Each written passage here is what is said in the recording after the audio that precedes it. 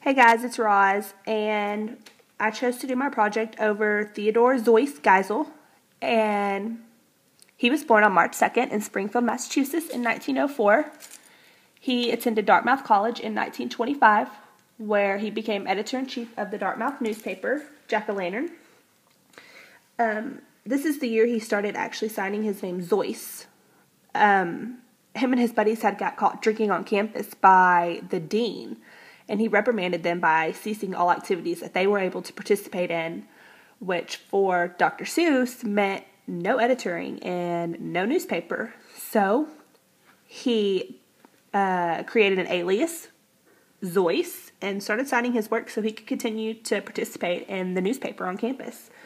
One day after class, his classmate Helen Palmer actually saw his drawing of a flying cow, and she told him, "You're crazy to be a professor. You need to draw. This is what you need to do." And with that, they got married. They moved to New York, and this is when he had tried to establish himself as a cartoonist in the year of 1927.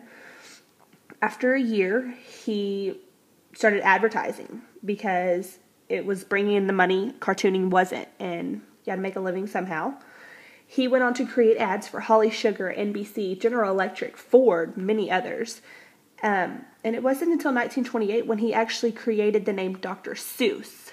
Seuss was still intact in 1927, and that same year he started cartooning in 1927. So he started using the name Dr. Theophratus Seuss, which in 1928 he cut it down to Dr. Seuss, changed the pronunciation and threw out the Theophratus because most Americans don't say Seuss, we say Zeus. So he changed it to Dr. Seuss.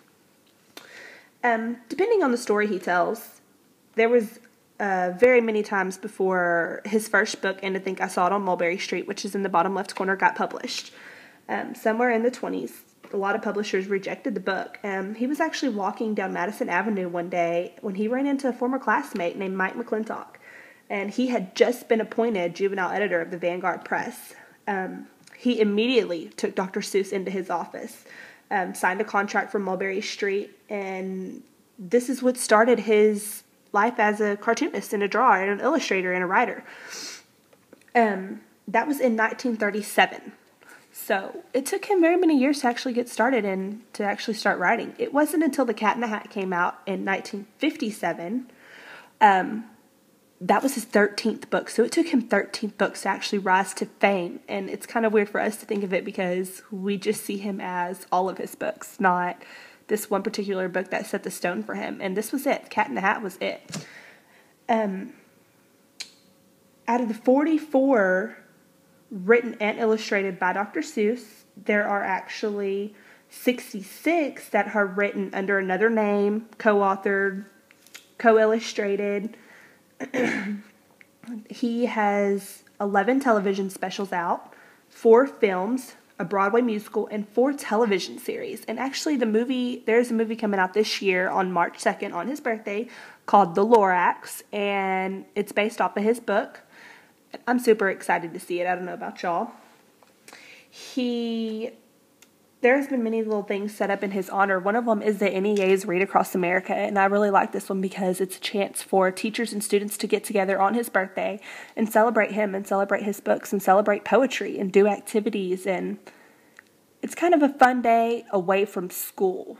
You know, let's find a way to do math. Let's find a way to do science the Dr. Seuss way. And I think that's kind of cool. And Reading Across America is something that most schools do celebrate. Another thing is the $10,000 Oh the Places You'll Go scholarship. And this scholarship was set up as an art scholarship. And every year, hundreds of thousands of kids send in their art drawings. And a judge of panels pick one in the U.S. and Canada. And they get a $10,000 scholarship. The next one is the Lorax Project, and the Lorax Project was actually funded on his book, The Lorax, and it's set up for preserving the environment, not necessarily against tearing it down. That's something that he wanted to make sure people knew. He wasn't against anything. He was just for preserving. Turn off the lights when you're not using them. Turn off the water when you're not using it. Reduce, reuse, recycle. Teach our kids that there are ways to help without damaging anything or hurting ourselves.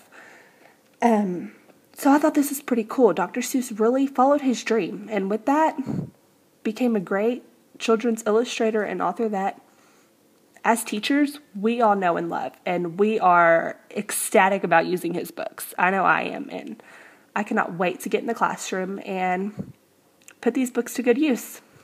Hope you'll enjoy.